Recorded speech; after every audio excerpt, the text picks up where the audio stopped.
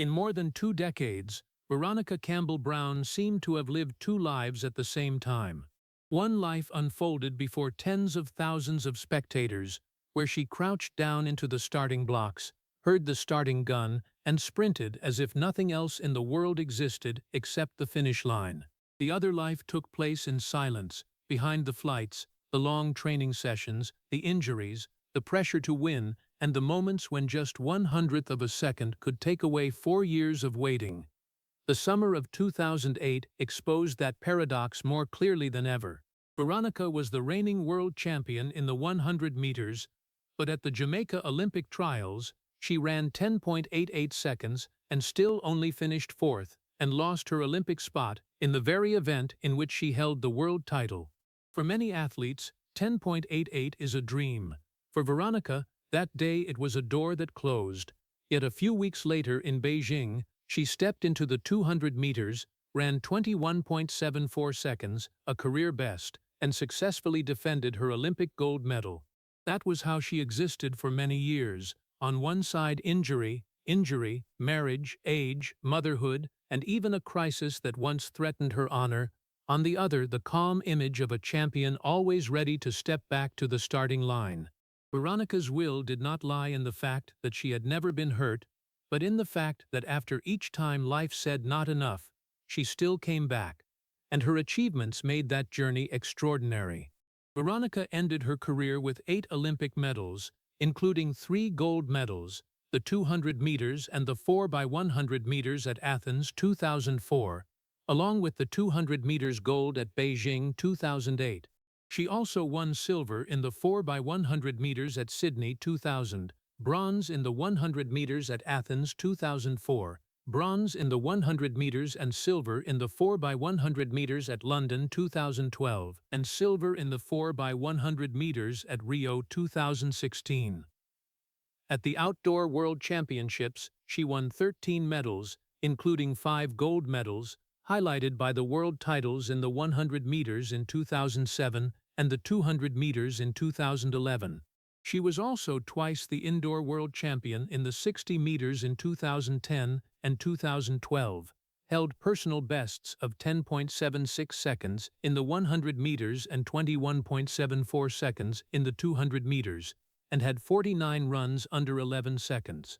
In 2015, at the age of 33, she still won world bronze in the 200 meters and helped Jamaica win the 4x100 meters with a national record of 41.07 seconds. But perhaps what is most worthy of honor is not only the number of medals, it is that Veronica went through more than 20 years at the top, overcoming failure, injury, doubt, and the generational transition, then left the track with her name, family, and dignity still intact. Before moving on to the next part, please hit like and leave a heart for Veronica Campbell-Brown. I'll mention this just once. I've gathered these unforgettable sports stories, trivia, and memories into a book called The Golden Age of Sports Trivia for Seniors. If it sounds like something you'd enjoy, the link is in the comments. Times heard life say, not enough, but still return to the starting line. If you want to understand why Veronica Campbell-Brown could get up again and again after the blows that for most athletes even one would be enough to change an entire career, you have to go back to Clarkstown, Trelawney, Jamaica, where she was born on May 15, 1982, in a family of 10 children. There were no stadium lights, no modern training rooms, no promise that one day that little girl would stand on the Olympic podium. Only a Jamaican countryside, a large family, simple roads, and a childhood in which the world of elite sports seemed very far away.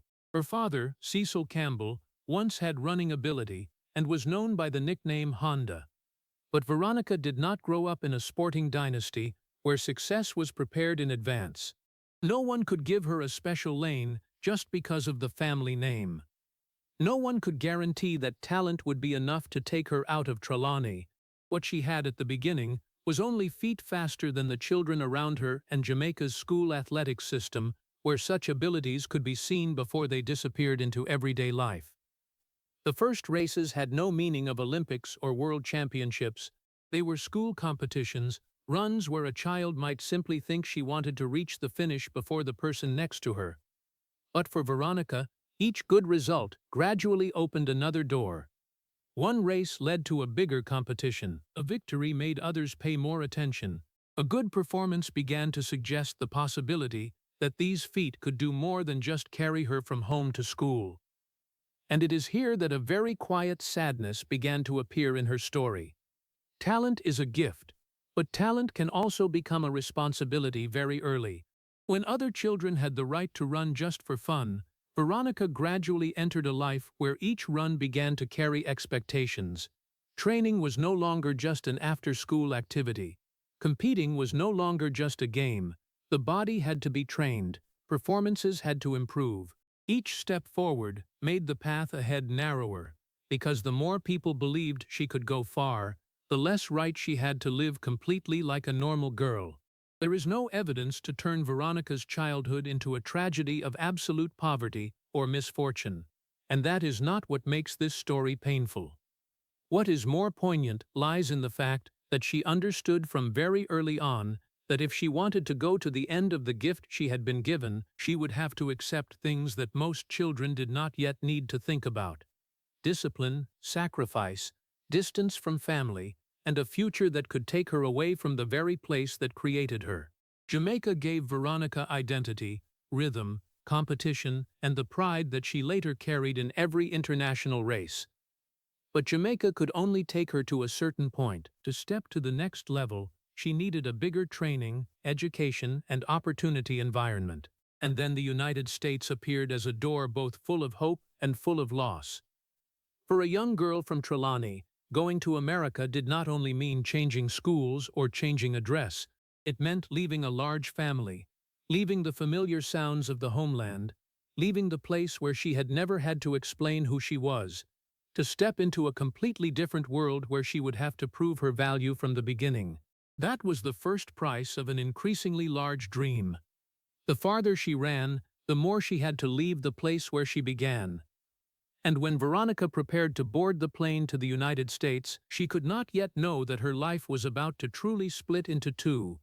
One part forever belonging to Jamaica, the other part would be forged on American soil, where a young girl had to learn both how to live and how to become the athlete that the whole world would later call by three simple letters: VCB.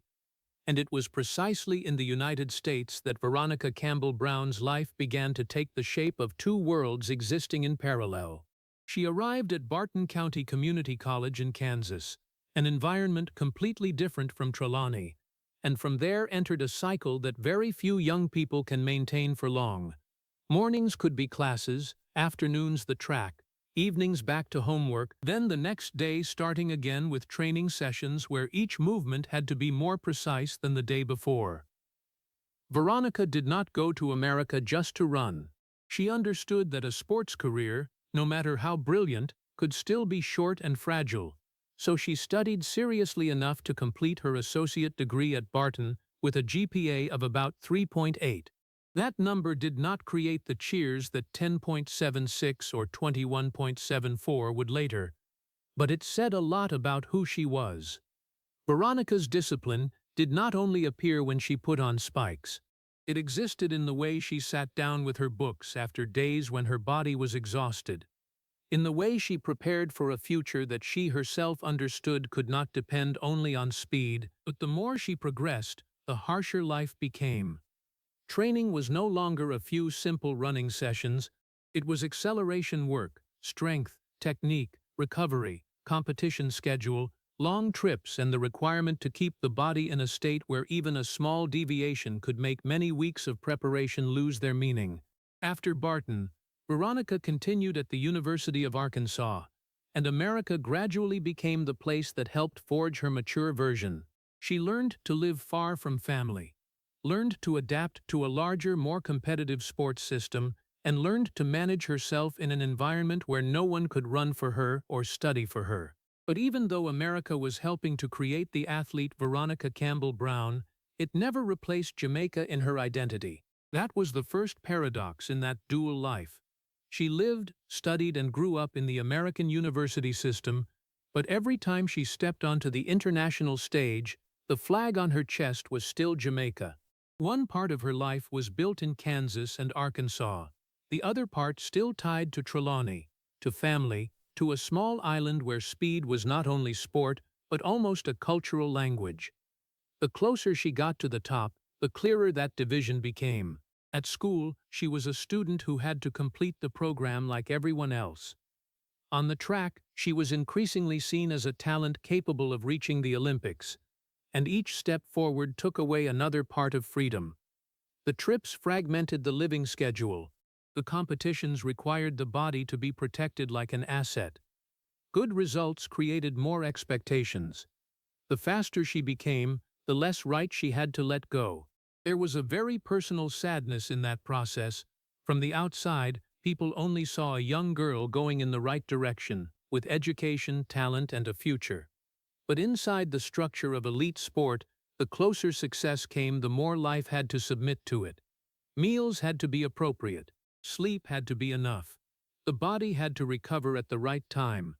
Decisions that seemed normal for a young person began to be weighed based on the single question: does this help her run faster? And then, when most American students of the same age were still trying to figure out who they wanted to become, Veronica had already begun to be called to the world's biggest stage. Successes at the junior level had taken her name beyond the scope of college athletics, and the Sydney Olympics 2000 appeared when she was only 18 years old. Just a few years earlier, she was still a little girl in Trelawney running in school competitions. Now she was preparing to stand among the best athletes on the planet, wearing the colors of Jamaica but carrying within her all the years that had been forged on American soil. Those two worlds had not yet conflicted. They were creating her together, but from the moment the Olympics opened the door, Veronica would no longer be allowed to be only a diligent student or a promising young girl. A medal was waiting ahead, and with it something much heavier: the expectation that she had to continue becoming the person that all of Jamaica was beginning to believe she could become. The Sydney Olympics in the year 2000 came to Veronica Campbell-Brown when she was only 18 years old. But that was not a random invitation for a young girl who had only just been discovered. Before setting foot in Australia, Veronica had continuously proven that she belonged to the most notable group of young talents in Jamaica. The junior competitions, the increasingly fast runs, the performances at the junior level had gradually pulled her out of the scope of a standout schoolgirl and placed her name on the list of athletes capable of stepping onto a bigger stage. However, until before Sydney, everything was still only potential. People could say she was fast, could say she had a future, could believe that one day she would become a champion, but no one yet knew for sure whether that day would really come. Then Sydney appeared.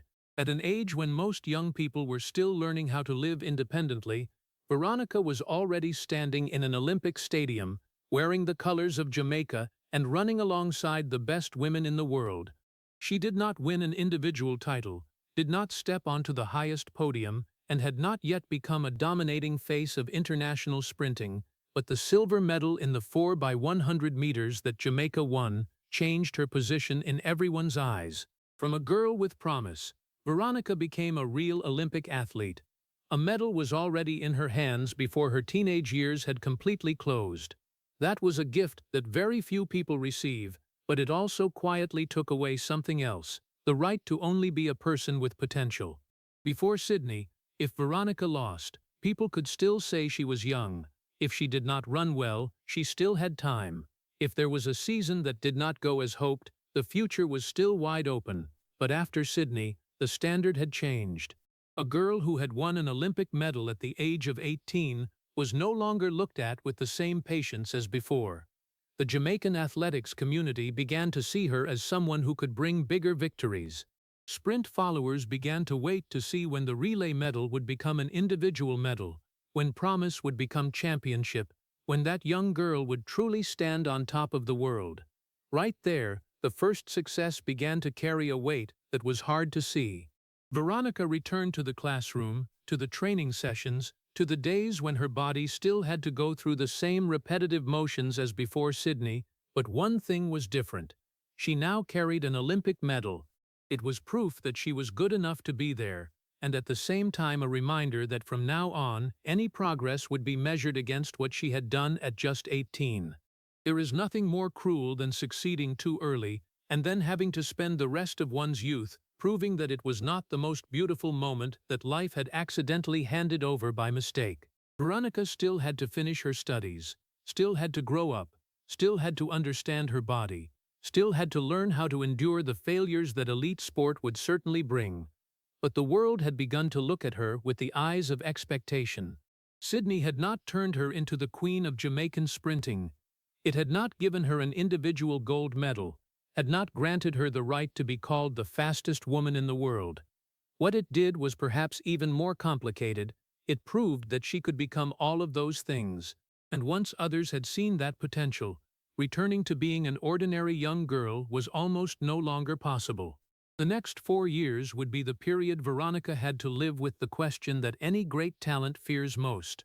Was that first moment on the Olympic podium the beginning, or had it accidentally been the peak that arrived too soon? The answer would come in Athens in 2004. There, Veronica Campbell-Brown would no longer be introduced as the promising Jamaican girl who had once won silver in the relay in Sydney. She would step into a different Olympics, more mature, stronger, and carrying 4 years of accumulated expectation. And when she left Athens, potential would no longer be the appropriate word to describe her. Instead, there would be a finer, heavier title that would follow her for the rest of her career: Olympic champion. Athens in 2004 was precisely the place where Veronica Campbell-Brown crossed the final boundary between a promising talent and a true champion, but it was also the place where her life began to pay a different price for the very greatness she had just achieved. 4 years after the relay silver in Sydney, Veronica arrived in Greece no longer the 18-year-old girl who was merely expected to do something in the future. She had matured, grown stronger, understood her body better, and most importantly, understood that an Olympics does not offer the same moment twice.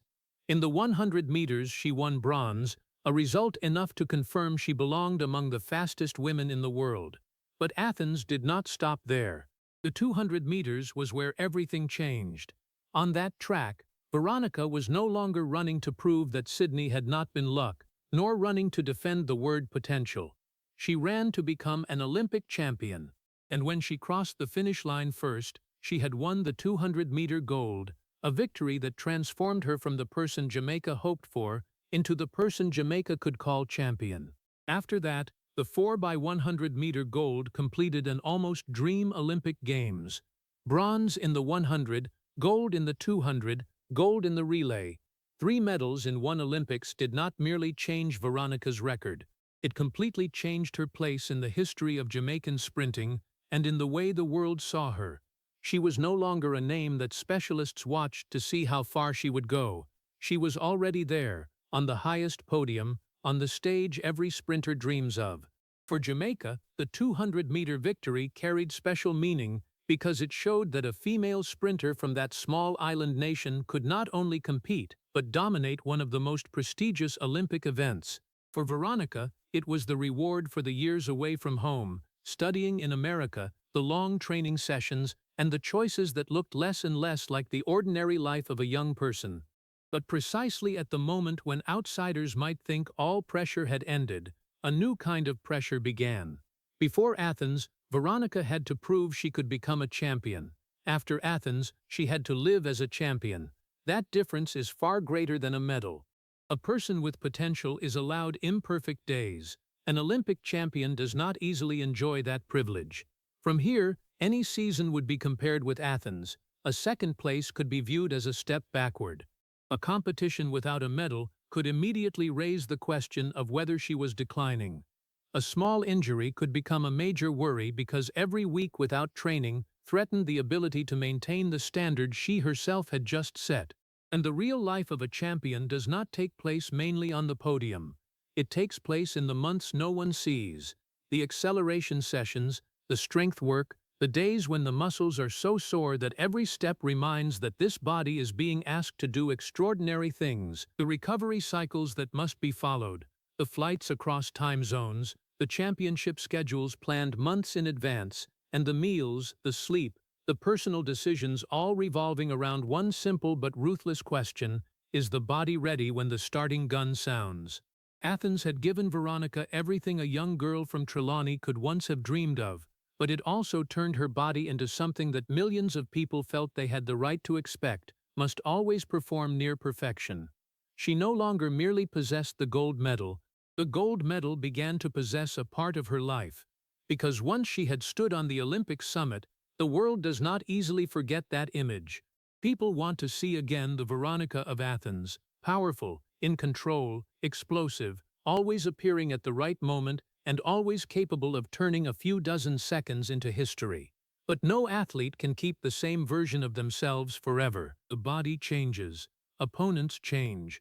One season can be better than the previous, the next can be worse without any dramatic reason. But the public often does not view a career that way. When you have been an Olympic champion, any lower place risks being called decline rather than simply a normal part of sport. That is the quiet price Athens left behind. Veronica had escaped the burden of having to prove she was good enough, but immediately stepped into a greater burden, proving that she was still good enough.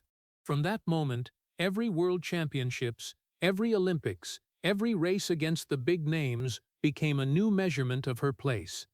Past achievements bring honor, but they cannot run in place of the legs in the present. And in the years that followed, one name would continually appear in the very races used to measure that place. Allyson Felix, the American star whose running style seemed almost effortless, yet who was continually present in the biggest finals. If Athens turned Veronica into a champion, then the confrontations with Felix would force her to understand a colder truth about the summit. There, no lasting sense of safety exists. There is always someone else training, always a lane beside, always a new race that can rewrite the order the previous race had just established.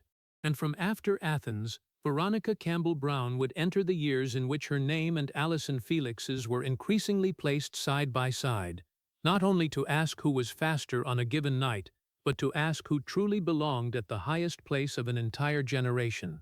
And in the years after Athens, Allyson Felix became the name almost inseparable from Veronica Campbell-Brown's biggest races. To the American audience, Felix was one of the brightest faces of United States track and field. Young, graceful, possessing a long stride, and the ability to turn the 200 meters into a chase that seemed to require no effort. To Veronica, Felix was not an enemy in real life, nor did she need to be turned into a hated rival for the story to become interesting. The mere presence of her in the neighboring lanes was enough to create a special kind of pressure. Every time Veronica stepped into a major championship, she knew that very likely Felix would also be there, had also prepared for many months, was also running for a medal that only one person could win. Athens 2004 had given Veronica the Olympic 200-meter gold, but the following years gave Felix weighty victories at the World Championships. In 2005, then 2007, Felix continually asserted her position in the world 200 meters, while Veronica had to live with the very unusual paradox of a champion. She possessed the Olympic gold that every sprinter dreams of, yet between the two Olympics there was still an American rival continually proving that the order at the top had never been fixed. That is precisely what made their competition special. It was not the story of one person completely dominating the other. It was two parallel careers, growing up in the same era, continually meeting on the stages where only a few hundredths of a second are enough to turn a night into history or disappointment. Every time the gun fires, almost everything that happened before loses practical value. The Athens gold cannot help Veronica accelerate at the 150th meter. Felix world titles cannot automatically pull her to the finish first. A new race always returns everything to the same starting point. And perhaps that is the harshest truth of sprinting. You can spend many years building a reputation, but in the moment of settling into the blocks, everything again depends on one body, one reaction, one running rhythm, and a few seconds that cannot be reclaimed if wrong. Veronica understood that very clearly, so she could not live only on the victory of 2004. She had to continue expanding herself. And at the World Championships in Osaka in 2007, she did that at a different distance. The 100 meters had long not been the only event attached to Veronica's name. But the world title that year changed the way people looked at her. She was no longer only the Olympic 200-meter champion or a sprinter who could run both distances well. She had stood atop the world in the 100 meters, the event where every error is magnified because the race ends almost as soon as it begins. That victory expanded Veronica's legacy in an important way. She could win on the shortest straight of sprinting and at the same time still hold her historical place in the 200 meters. But that very success made the races that followed even more fierce. When a person has proven she can win on many stages, the opponent is no longer only Felix or any one specific name. The opponent becomes the entire generation running together. The Americans have their stars, Europe has its challengers. Jamaica, increasingly clearly, was becoming a nation with a depth of women's sprinting that meant even a world champion could not regard a place on the national team as automatic. The years between Athens and Beijing were therefore not merely a string of medals or championships. They were the period in which Veronica had to continually keep herself at a level where even a very small drop could change an entire season. Felix appeared time after time as a reminder that there is no safe rest at the top. But the most painful thing did not come from that American woman. As the 2008 Olympic season approached, Veronica entered the competition year with the status any sprinter would want: World 100-meter champion, Olympic 200-meter champion, one of the biggest names in the sport. After many years of looking to the neighboring lane and seeing Allyson Felix, she might have grown used to the idea that the greatest challenge came from famous international rivals. But Jamaica had changed.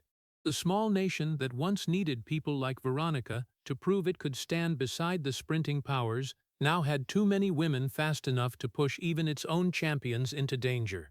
And that was the cruel paradox waiting for her.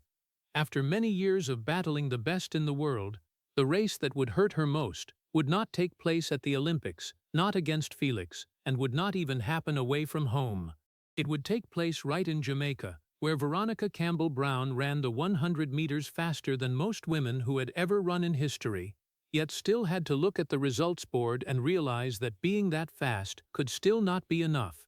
And then the year 2008 arrived, bringing with it one of the most ruthless paradoxes in Veronica Campbell-Brown's entire career. She entered the Jamaica Olympic trials not as an athlete trying to rediscover her form, but as the reigning world champion in the 100 meters, the Olympic champion in the 200 meters, and one of the most respected sprinters on the planet. But Jamaica at that time was no longer a place where a major star could simply trust that the past would protect the future. There were only 3 Olympic spots, and the Jamaican women's team was so deep that even a world champion had to earn the right to advance in a single race. Veronica ran 10.88 seconds.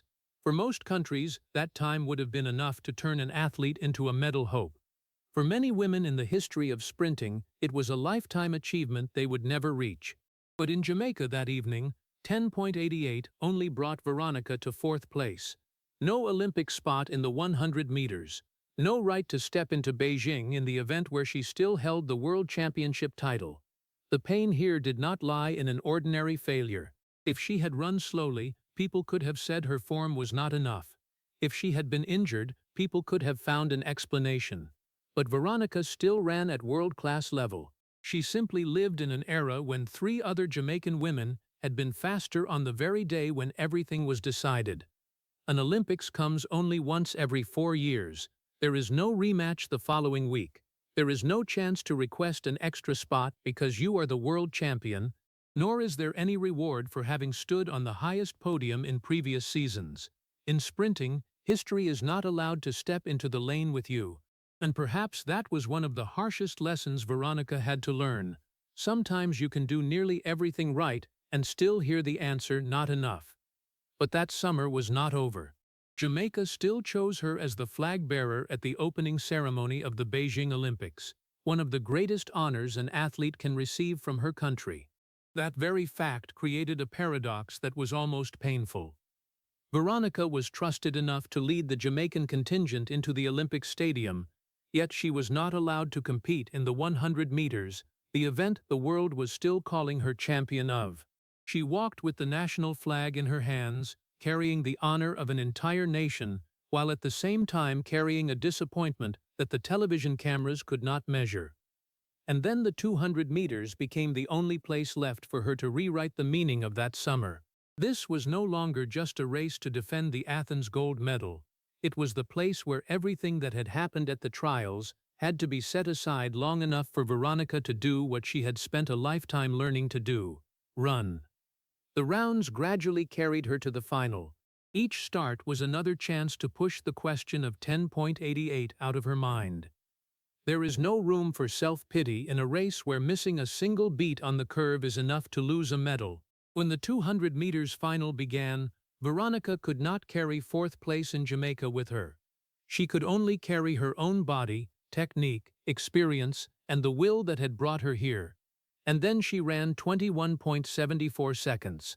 That was the best performance of her career. Faster than Veronica herself had ever run before. Fast on the very night when everything that mattered most was decided. She won the Olympic gold medal in the 200 meters for the second consecutive time and successfully defended her Athens title. Only a few weeks after losing her spot in the 100 meters, the woman who had been denied the chance in one event stood on the highest podium of another. Looking from the outside, the story might seem perfect. Disappointment, then victory. A door closed, then another door opened. A champion eliminated, then becoming a champion once more. But life is rarely as neat as a story retold later. The Beijing gold medal could not erase 10.88. It did not make the trials as if they had never happened. It did not change the fact that a reigning world champion had to watch the Olympic 100 meters from the outside. Those two memories had to exist side by side, one of the bitterest disappointments of her career and one of the greatest victories only a few weeks apart. It is precisely that parallel existence that shows who Veronica Campbell-Brown truly is. Not a woman who had never failed, but a woman who could carry failure into the same summer as victory without letting failure swallow the rest. 10.88 became proof that world-class level is sometimes still not enough. 21.74 became proof that not enough on one day does not have to define the whole of who you are. And for Jamaica, Beijing also solidified Veronica's place in the history of national sprinting. She was not merely a former Olympic champion. She had defended the 200 meters title at 2 consecutive games, an achievement that demanded not only speed, but the ability to survive 4 years of changes in the body, opponents, and expectations. In Athens, she proved she could become a champion. In Beijing, she proved she could still be a champion right after enduring a rejection that could shake any athlete. But just at the point where redemption seemed complete, life was preparing to change the form of the challenge. Until then, most of Veronica's greatest battles had still been fought against opponents, against selection, against a few hundredths of a second on the scoreboard. She could train more, run better, react faster. But the year 2009 would bring something not easily controlled by will: the body. A problem in the foot, small enough that it sounded insignificant to an ordinary person, would for the first time force the woman who had once believed in the ability to prepare almost absolutely to understand that there are limits that cannot be overcome simply by trying harder. But in the year 2009, Veronica Campbell-Brown began to understand a truth that any great sprinter eventually has to face. Sometimes the very thing that takes you to the top is also the thing that can pull you down. After Beijing, she entered the new season with the status of 2-time consecutive Olympic 200 meters champion, a body that had responded to nearly every harsh demand she placed on it, and the feeling that if she only prepared correctly, she could still control most of what happened on the track. Then a problem that seemed small appeared in her left foot.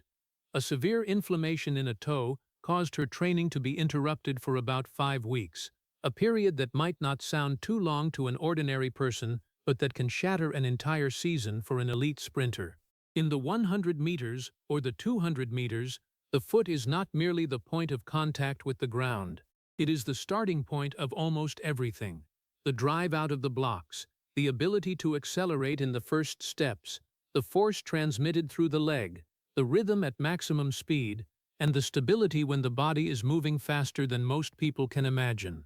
Even a small area of pain can force an athlete to adjust how the foot is placed, reduce load, skip training sessions, or lose the sense of rhythm that took many months to build.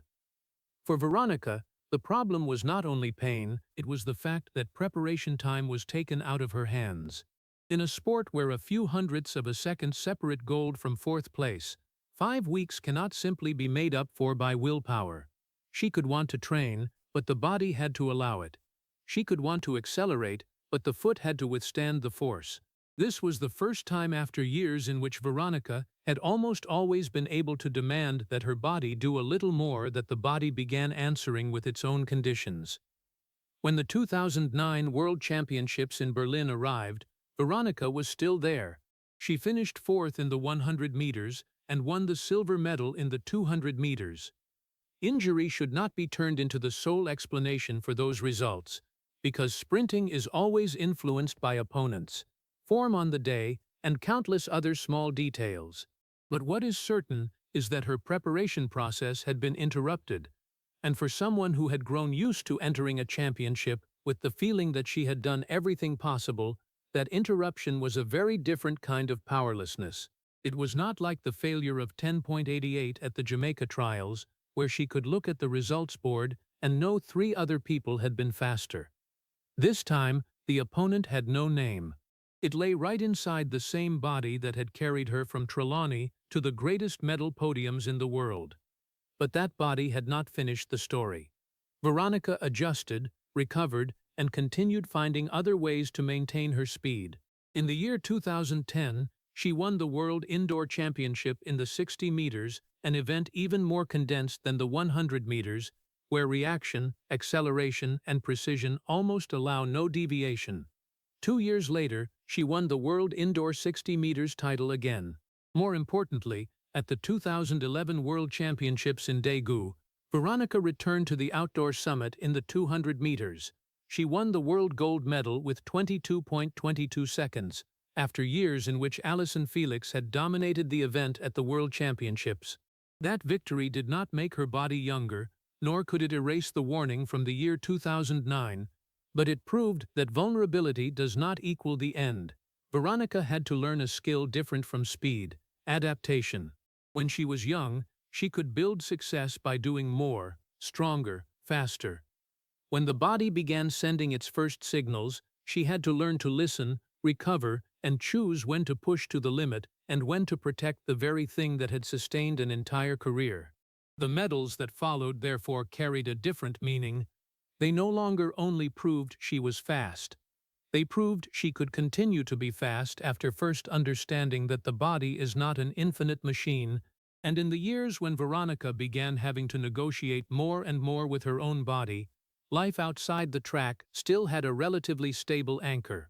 That person was Omar Brown, the man who did not need to be explained that a painful toe could threaten an entire season, that 5 weeks of lost training were not merely 5 weeks on the calendar, or that a sprinter could look completely healthy in public while inside calculating every step, because Omar had also run, had also lived in the world where the body can give a person everything and then suddenly demand a part of it back. And as Veronica stepped deeper into the most difficult years of her career, that would make their marriage one of the quietest yet most important parts of the life behind the medals. And the person who understood that fragility best was not a doctor, a journalist, or a spectator sitting in the stands, but Omar Brown, the man who had been close enough to the track to know that behind a body that seemed perfect there always existed the risk of pain, interruption, and the months no one sees. Omar was also a Jamaican sprinter who had won the 200 meters title at the Commonwealth Games, and so he did not need Veronica to explain why a small pain could make an entire season uncertain, why an athlete could stand before the cameras with a calm expression while the mind was still calculating whether tomorrow she could train again, or why a hundredth of a second could haunt a person longer than the race that produced it. They married in the year 2007, right in the period when Veronica was in the middle of the most brilliant years of her career. She had just stepped deeper into the ranks of the world's finest sprinters, continually appearing at the Olympics, World Championships, and major confrontations. Her public life grew larger and larger, But that marriage existed in almost the opposite direction. Quiet, rarely displayed, never turning love into part of the spectacle. There were no major public dramas defining them, no media wars that needed to be exploited to keep their names in the headlines. It was precisely that quietness that made Omar such an important part of Veronica's life. In a world where nearly everything around her was measured by achievements, rankings, and time, marriage created a space where she did not always have to be VCB, did not have to be an Olympic champion or world champion, but simply a wife living with someone who understood her world from the inside. Omar had gone through physical problems of his own, including ankle injuries and surgery, so the empathy between them did not come only from emotion. It came from experience. He knew what it felt like to wait for a body to recover. He knew the helplessness when a competition schedule kept moving forward but your legs were not ready yet. He knew that for a sprinter, recovery was not downtime, but a harsh part of the profession. So when Veronica went through periods like the injury in 2009, she did not need to explain from the beginning what it meant to lose a few weeks of training. Omar had already lived in the same language of the body and of time. That did not mean marriage could erase the pressure or make failure lighter. No husband could run in lane 4 for his wife, and no one could absorb for her the disappointment of a championship or the insecurity when the body began to change. But there was a huge difference between enduring alone and coming home to someone who did not need you to explain why you were silent. On the track, Veronica always started alone. When she crouched into the blocks, no one could stand beside her. When the gun went off, Omar could not help her accelerate. When the finish line approached, the decision lay only in every step of her own feet. But after the stadium lights went out, that life was not completely solitary. That was the part very few spectators ever saw.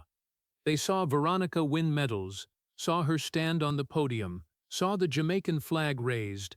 They did not see the conversations after a failed training day, the periods when one person had to live with the other's injury, or the months when both of their careers always depended on the most fragile thing, the human body. And perhaps because both of them understood that fragility, their marriage could exist alongside a profession that rarely allowed stability.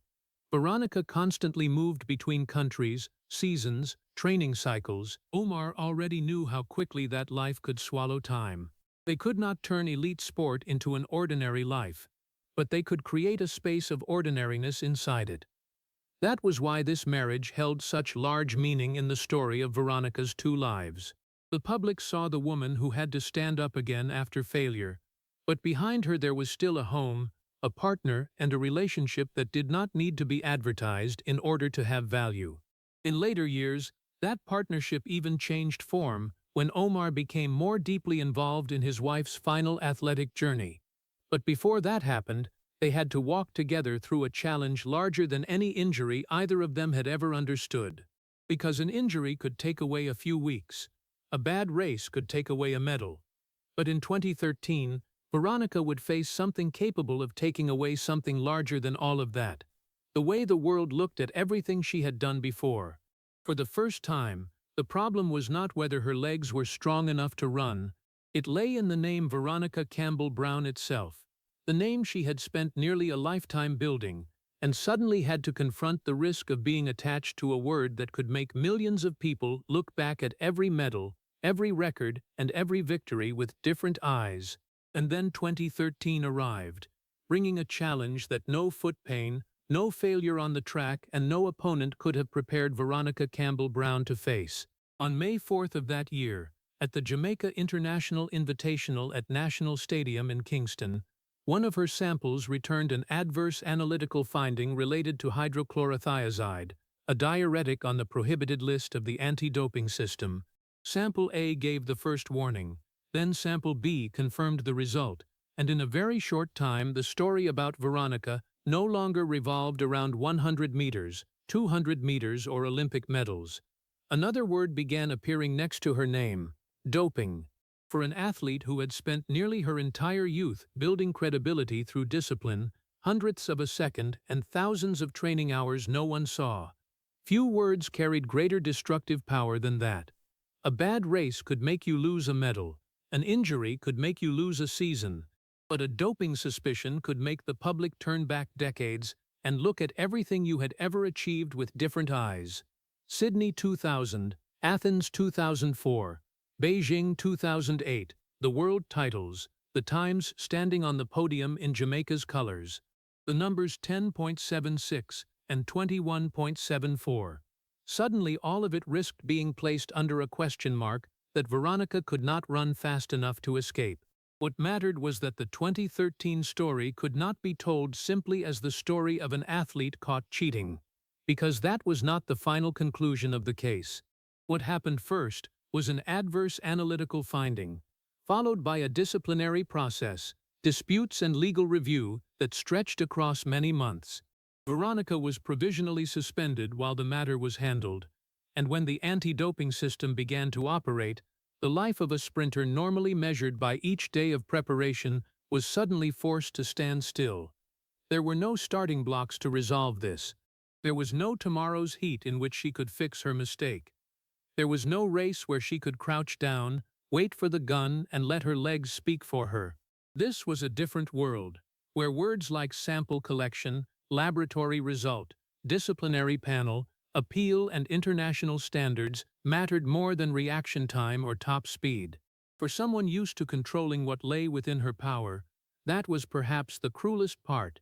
The future of her career now depended on a process she could not speed up by training one more session or running one more rep. And while the dispute continued, the World Championships in Moscow 2013 approached without waiting for anyone. Veronica was 31 years old then.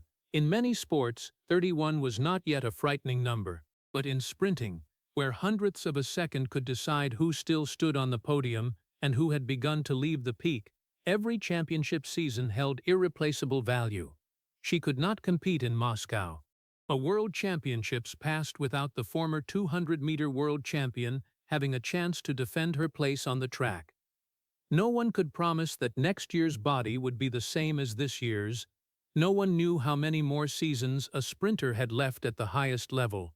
While the file was being reviewed, Veronica's career time continued moving forward. And then the details of the sample collection process began to become the center of the case. Later, the Jamaica Anti-Doping Commission officially acknowledged that certain procedures carried out during sample collection on May 4, 2013, did not comply with WADA's international standards. JADCO specifically confirmed that partial sample kits had not been used during the collection process, and that there was also no documentation showing WADA had authorized the agency to deviate from that standard. What initially looked like a simple story about a test result therefore became far more complicated. The issue was no longer only what the laboratory detected in the sample, but also how that sample had been collected and handled before it reached the laboratory. In the subsequent review, serious shortcomings in sample collection became the key issue, along with the possibility that the sample could have been affected by contamination under collection conditions that did not fully follow protocol. A later JADCO document about a different case even cited the Campbell-Brown file itself, and recorded that the first portion of the sample in her case had been left exposed to the environment, unsupervised at times, for more than an hour, a detail that showed why the reliability of the process became such a major problem. For Veronica, those months could not simply be reduced to banned substance, or no banned substance. It was a battle over whether a result could be used to conclude a violation when the very method of collecting the sample had failed to meet the standards designed to protect the accuracy and fairness of the system. In anti-doping sport, those rules were not decorative procedures. They existed because a sample could change a career, income, reputation, and the way history remembered a person. Veronica had spent more than a decade building her name through races everyone could see.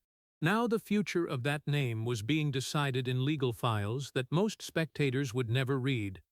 That was a different kind of helplessness from anything she had ever experienced. When she lost a race, the scoreboard gave her the answer immediately. When 10.88 was not enough at the Jamaica trials in 2008, the pain was very clear. 3 people had finished ahead of her, but 2013 had no finish line that clear. There was waiting, there was argument, There were decisions that were reviewed and then challenged again. There was a name suspended between two completely different ways of telling the story. On one side, an easy-to-understand and shocking headline. On the other, a complex process that required carefully reading every step that had occurred in the doping control room. And for the public, the headline always ran faster than the full truth. That was exactly why the case became one of the most painful events in Veronica's athletic life. She had spent a lifetime proving she was fast, but this time speed could not save her. She could own 3 Olympic gold medals, could have beaten the fastest women in the world, could have dozens of runs under 11 seconds, but no achievement could automatically answer the question surrounding her name. Only the legal process could do that. In the end, the case went to the Court of Arbitration for Sport. On February 25, 2014, KS announced that Veronica Campbell-Brown was cleared of any anti-doping rule violation. The official media release from CAS stated clearly that she had been cleared of any anti-doping rule violation, and after the full decision was published, JADCO also publicly acknowledged the deviations in the sample collection procedures that had occurred. That is the point that must be kept clear in any fair story about Veronica Campbell-Brown. She once had an adverse analytical finding in 2013, but the final conclusion of CAS was to clear her of an anti-doping rule violation in the context of serious problems with the sample collection process. Therefore, this is not the story of a champion proven to be a cheater. This is the story of a champion who had to live for many months with her name placed under suspicion before the highest sporting arbitral body resolved the case in her favor. And when the final decision was issued, something extremely important was restored. Legally, the name Veronica Campbell-Brown no longer carried an anti-doping rule violation. After many months in which the track could not give her an answer, for the first time she could look forward again without the same question mark hanging over her career. But the story must stop there, because being cleared of the violation only answered the question of whether Veronica had won the legal battle. It had not yet answered a far more painful question. After a year of her career had passed, after Moscow had taken place without her, after a name that had appeared in headlines a champion never wanted to see, did a ruling truly put life back exactly where it had stopped? Getting cleared of the violation at the beginning of 2014 did not mean Veronica Campbell-Brown could simply step back into the exact place where her career had stopped. On paper, her name had been restored, but Moscow 2013 was over. The season had passed, and a sprinter's calendar never turns backward just because a final ruling has arrived. At age 31, then 32, then 33, Veronica understood very clearly that each year that went by carried a different weight than it did for a young athlete.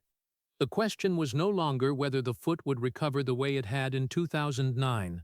The question was how a woman who had just had to live for many months with her name placed next to a serious issue like doping would step back onto the track without allowing the rest of her career to be defined by those very months. This was the kind of comeback that could not be measured by split times alone. When an athlete is injured, the public usually understands that the body needs time.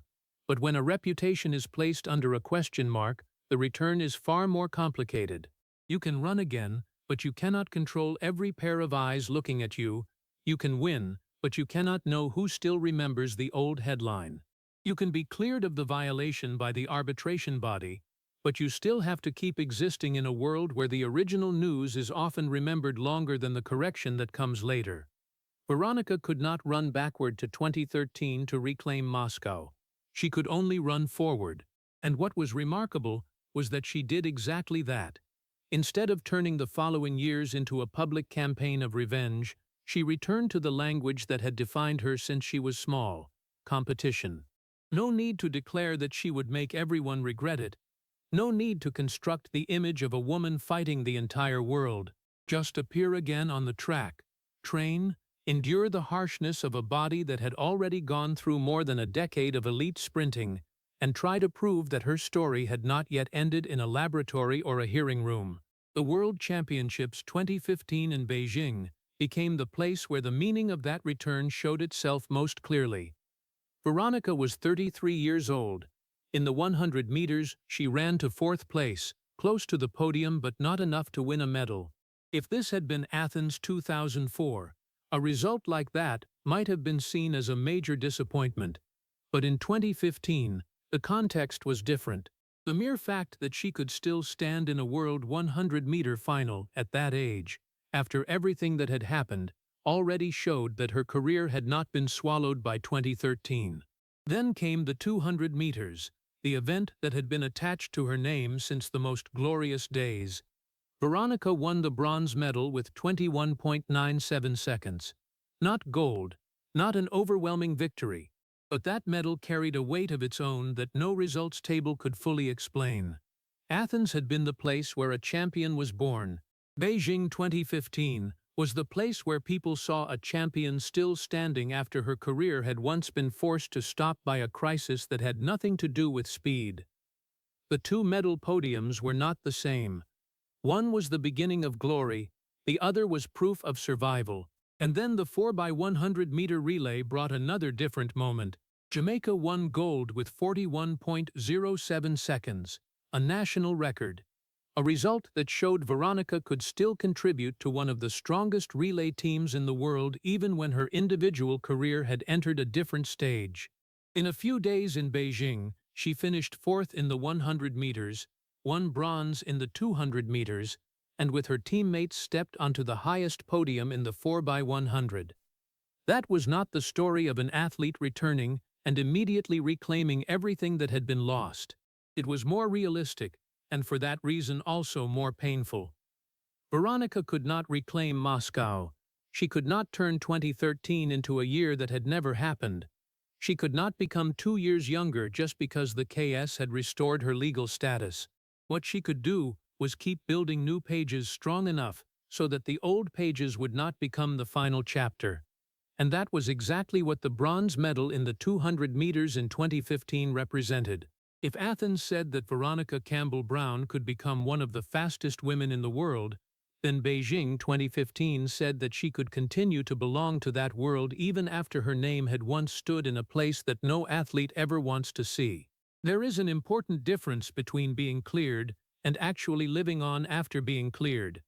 The first is a decision of a legal system. The second is the work of the person herself, who must return to the profession, teammates, opponents, and the public, as if those months of uncertainty had never tried to pull her entire identity out of her hands. Veronica did that without needing to turn her career into a story of revenge. She did not need to win everything to prove she still had value. Simply standing again on a world podium was enough to show that 2013 did not have the right to decide how the career would end, but time was still doing its work. From 31 to 33 years old may sound like a small distance in ordinary life, but in sprinting, 2 years can contain a great many changes in recovery, acceleration, and the ability to maintain the peak. Veronica still ran fast, but she was no longer the 22-year-old girl in Athens or the 26-year-old woman at Beijing 2008. And when she looked around the Jamaican team, another change was becoming harder and harder to ignore. Younger faces had appeared.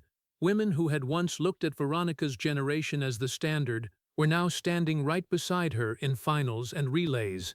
After many years of fighting to reclaim the right of self-determination over her own name, the next challenge would no longer be reputation. It would be the thing that no arbitration body could reverse.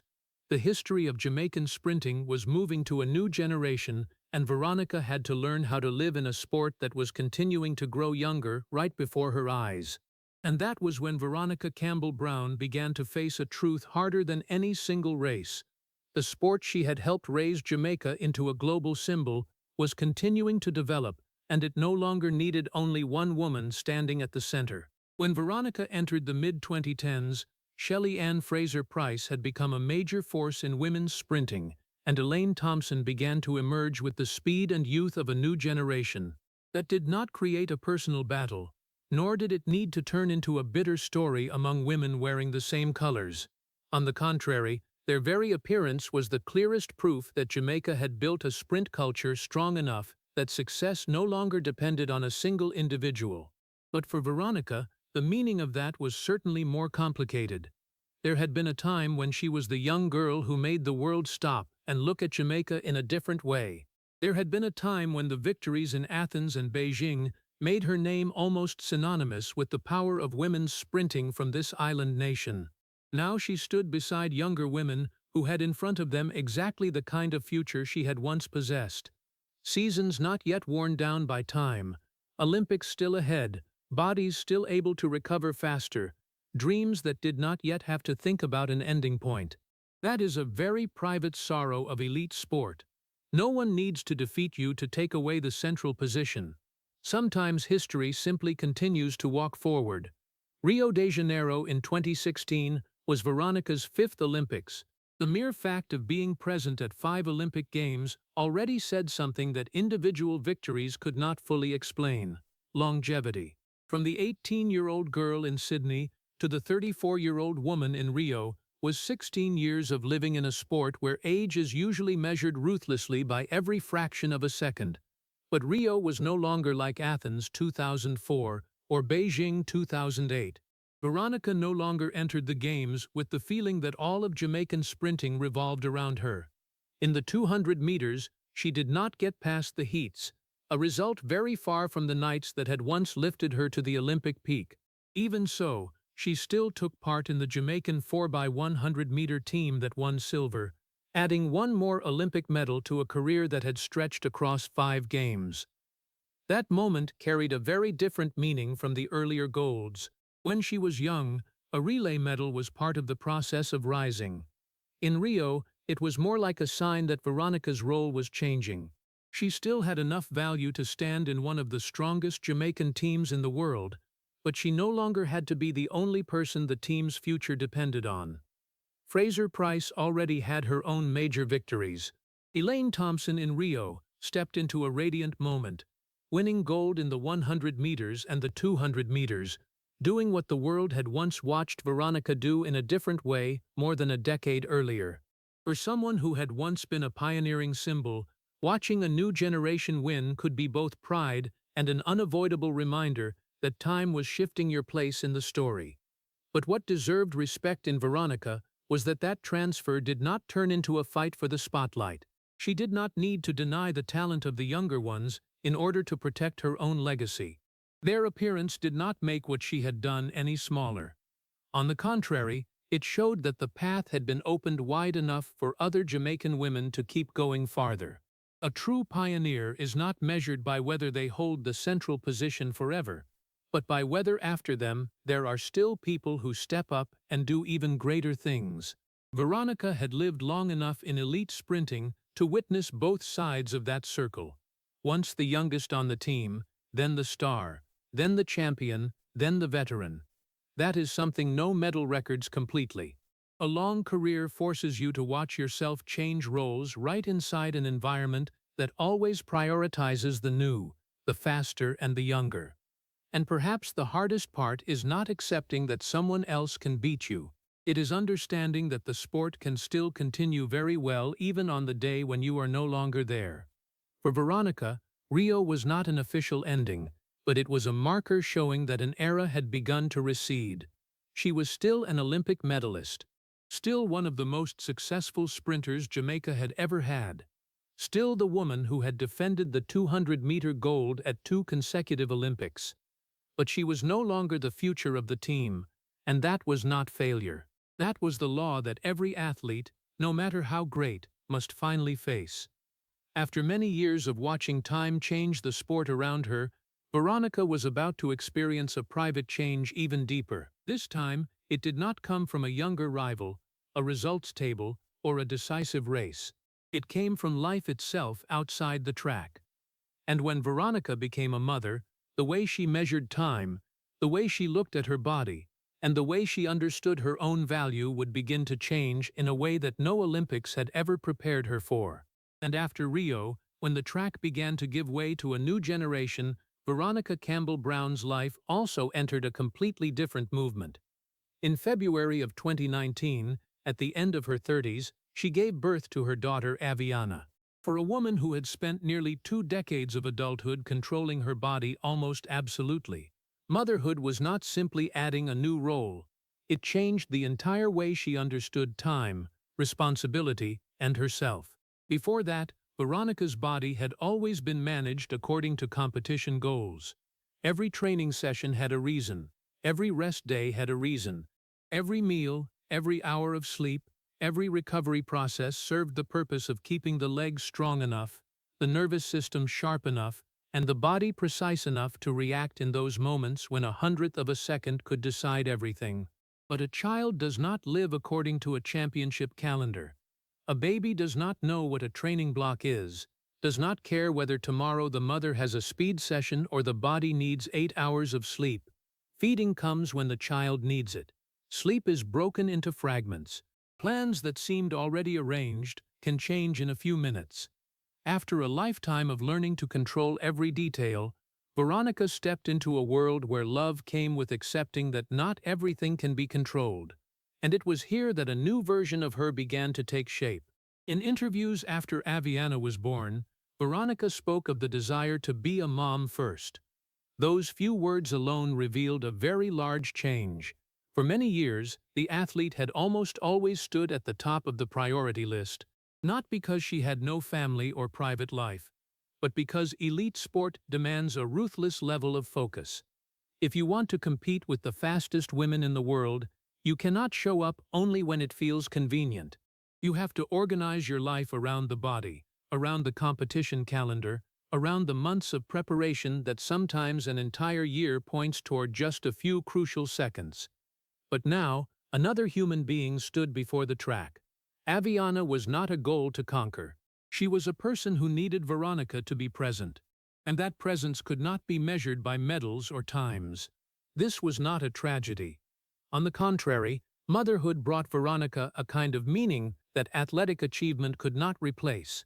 But precisely because of that, it also forced her to face a question more painful than any results board. If she no longer placed the track in the first position, then who was Veronica Campbell-Brown?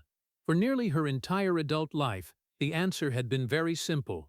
She was a sprinter, Olympic champion, the woman of the 100 and 200 meters, someone who always had a season ahead to prepare for.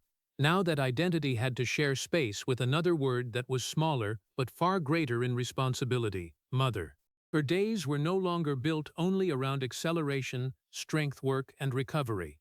They began to include the cry of a child, unplanned stretches of sleep, small tasks that could not be postponed because a mother's body needed rest. What elite sport had taught Veronica was to listen to her own body.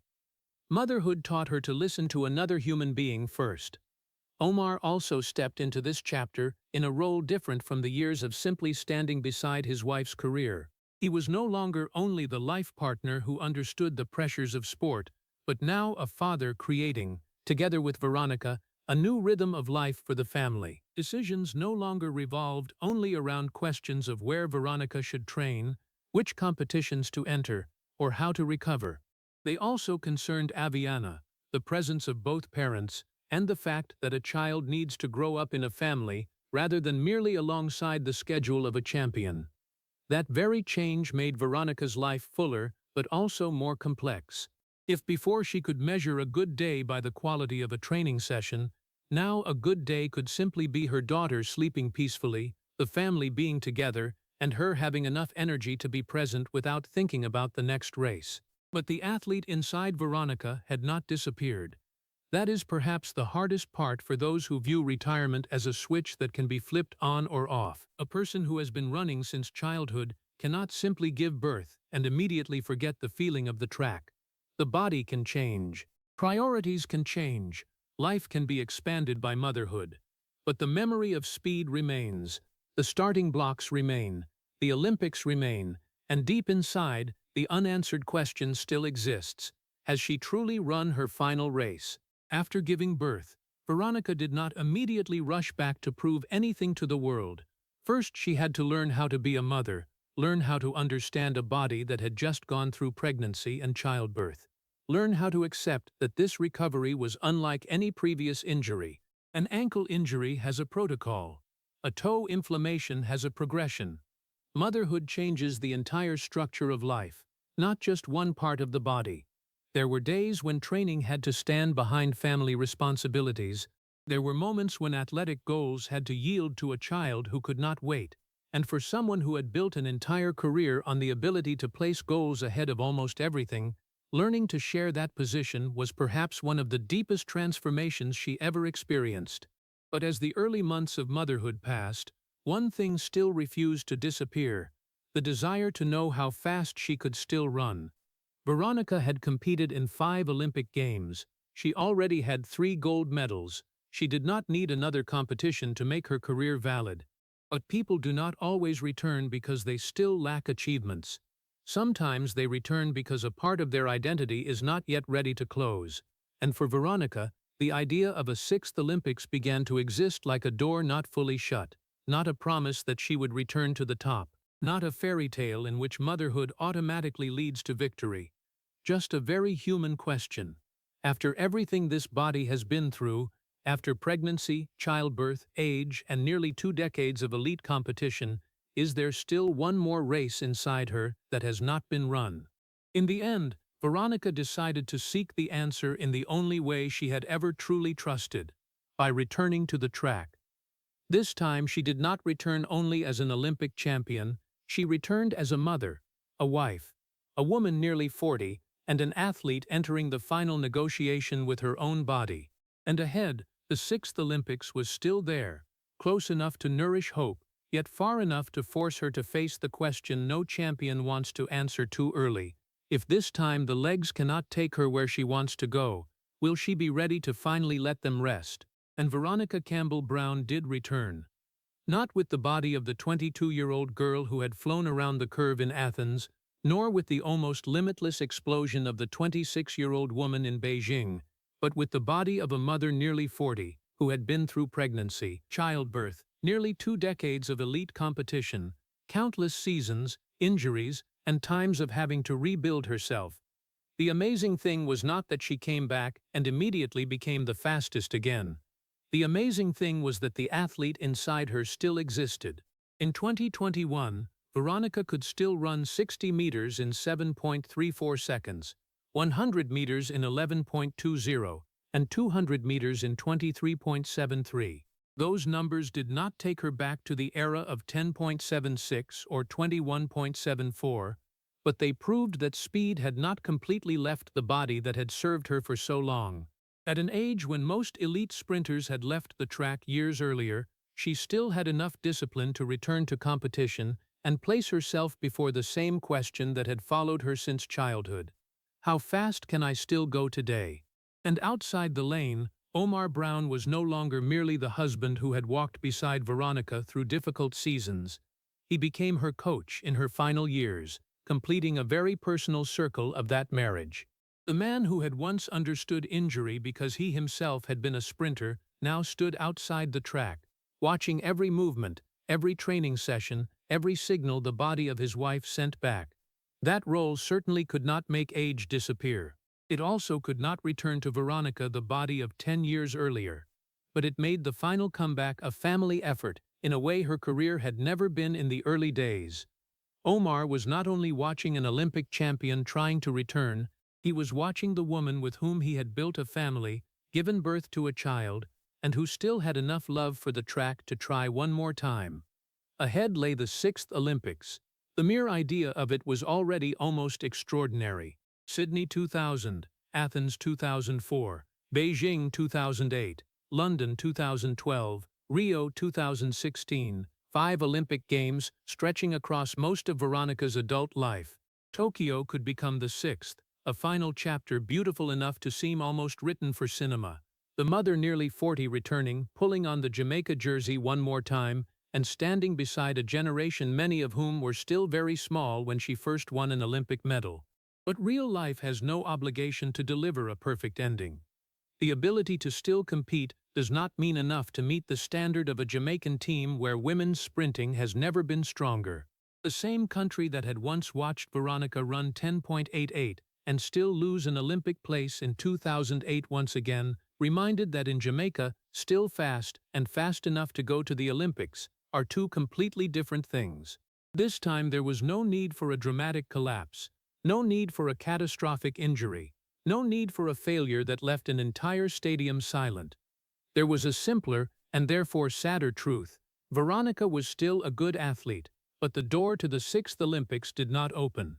And sometimes that is how great careers end, not with a moment when the body completely breaks, but with the recognition that between the ability you still have and the standard required to continue, a gap has appeared that cannot be filled by will alone.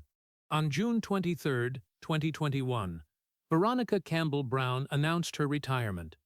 After more than 20 years living with starting blocks, championships, and training schedules, she decided to take off the spikes and no longer step into a new season as an active athlete.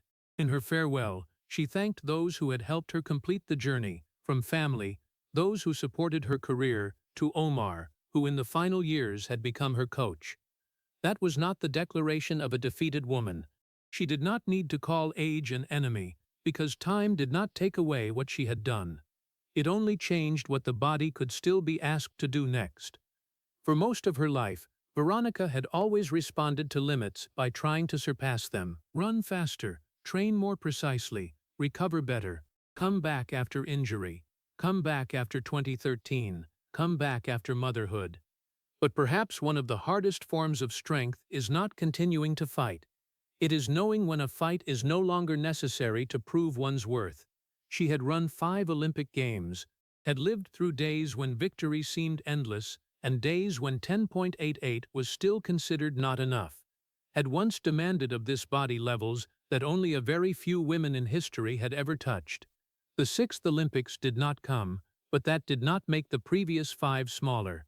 Stopping also did not make the comeback after motherhood a failure. The mere fact that Veronica could still return, could still stand before the starting blocks and try one more time already showed that the athlete inside her had never disappeared easily. But now, for the first time since she was a little girl in Trelawney, there was no next race that had to be prepared for. No championship calendar ahead, no 4-year goal waiting. Active athlete Veronica Campbell-Brown had ended. And when the spikes were put away, a larger question appeared. If for nearly her entire adult life she had always known who she was thanks to a track ahead, then who would the remaining woman become when for the first time there was nowhere she was required to run to? And when the track no longer demanded that she appear every summer, Veronica Campbell-Brown began to live a life that for many years had almost always had to stand behind the competition calendar. She was still the wife of Omar Brown, still the mother who placed family at the center, and later became the mother of 2 children. Her days were no longer divided into heats, semifinals, and finals, but filled with more ordinary responsibilities, things that do not create headlines but carry longer weight than any medal. Beside family, Veronica continued to devote time to her foundation, to fitness, mentoring, and activities that allowed the experience of an Olympic champion to be passed on rather than remaining only in memory. She did not turn retirement into a tragic disappearance. She also did not try to live forever on old victories. After more than 2 decades in which the body had continually had to serve public goals, she now had the right to use the remaining part of life to build things that needed no audience to witness. And it is here that the title of a double life is truly understood correctly. Veronica Campbell-Brown did not live 2 lives because she had a secret husband, a secret family, a hidden illness, or a dark truth kept from the public for 20 years. There is no sensational story like that. Her 2 lives had been right in front of us from the beginning. We simply usually paid attention to only one of them. The first life was the VCB the whole world knew. The woman in Jamaica's colors, bending into the starting blocks, flying around the 200-meter curve, standing on the podium, and letting the numbers decide how history would write her name. The second life was the Veronica that the record book could not show.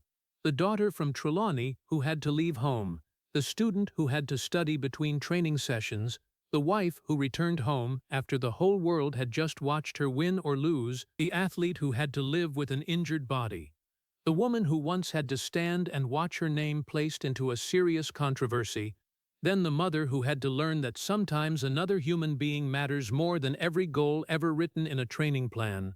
It was not that no one knew she was married. It was not that no one knew about the 2009 injury. It was not that the events of 2013 took place in darkness. And her motherhood was no secret either. What the public rarely saw was that all of those things were not separate stories. They coexisted in one woman, year after year, while every new season still required her to appear with a calm face and a body fast enough to contest a few hundredths of a second. That is perhaps what is most easily overlooked when we look at champions. We see the moment they stand on the podium, but we do not live the months they had to prepare to get there. We see a result, but we do not see everything that had to be set aside so that result could happen. With Veronica, just 3 images are enough to understand the full weight of it. The first image is 10.88 seconds. An extraordinary performance that on one evening in Jamaica was still answered with 4th place. It reminds that sometimes a person can do extremely well and still be told it is not enough. The second image is 2013. When all the speed, all the medals, and every previous victory could not protect her name from being placed under suspicion. That was the time Veronica had to learn that an athlete can control the stride, but cannot control the speed at which a headline spreads. The third image is the spikes being put away in 2021. No other race left to fix things, no next Olympics forcing her to keep the body at the limit. And for the first time, stopping did not mean failure. If one looks only at the record book, Veronica's legacy is already large enough that it needs no further embellishment. 8 Olympic medals, 3 gold medals, 2 consecutive Olympic 200-meter titles, outdoor world titles, 2 indoor world championships in the 60 meters, dozens of sub-11-second runs, a career that spanned 5 Olympic Games and lasted long enough for her to step onto the big stage as a teenager and leave when she had become a mother. But those numbers only say how fast she was. They do not fully say why she deserves respect. What is more memorable lies in how she responded when speed could no longer solve the problem. When 10.88 was not enough, she still went to Beijing and ran 21.74. When the body began to resist, she adjusted and returned to the world peak. When her name was dragged into the crisis of 2013, she went through the entire legal process, had the violation cleared, and then stood again on a world podium.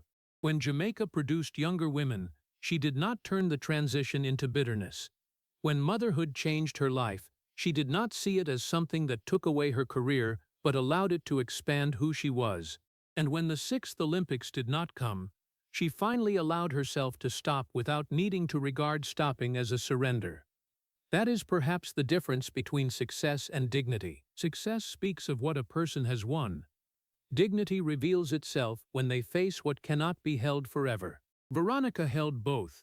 She did not need to turn pain into spectacle to make others believe she had suffered. She did not need a life full of scandal to prove that the journey had value. Her silence was sometimes exactly what caused us to miss half the story. We remember VCB for the speed.